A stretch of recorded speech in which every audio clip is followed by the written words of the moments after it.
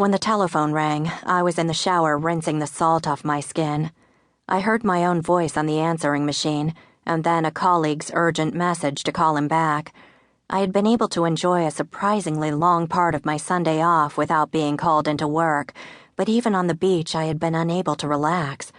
Though I generally hated lying around and loathed the scene at the beach, I had, for some reason, felt compelled to spend my first warm summer day off worshipping the sun. I had gone to the gym regularly over the winter, so my body was in more tolerable swimsuit shape than it had been in years. Though at the rate I'd been drinking beer, I was never going to get rid of my love handles. I turned off the answering machine and dialed the number for the station. The switchboard connected me to Rane. "Hey, Kallio. I'm going to be at your door in 15. Everything is already packed. There's a body over in Wosari. The boys from patrol called it in half an hour ago. You don't need anything from your office, do you? See you soon." Here we go again, I thought, as I looked in the closet for something decent to put on. My uniform skirt was down at the station in Pasila, so my best jeans would have to do. My hair was wet, but the blow-dryer would just whip it into a tangled red mess. I dabbed some makeup on my flushed face and frowned at my reflection in the mirror. The face that stared back was quite simply not that of a respectable female police sergeant. My greenish-yellow eyes looked like they belonged to a cat, and my coarse hemp rope curls had been intensified with a bottle of red dye. Everyone will notice, but no one will know. The feature most likely to provoke contempt was my snub nose, which was mottled with freckles by the sun.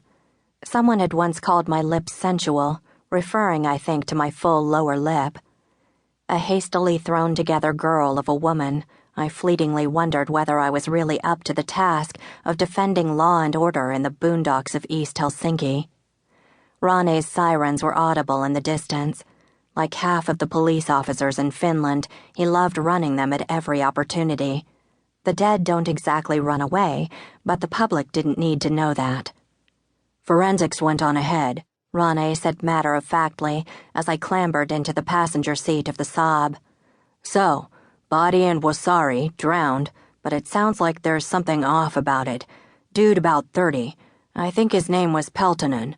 There were about 10 people spending the weekend out there at a summer house, a choir of some kind, and this morning they found this Pelatonen guy in the water." "Did someone push him in?" "Don't know. We haven't gotten a whole lot of detail yet." "What's this choir thing about?" "Some kind of singers, I guess," he said.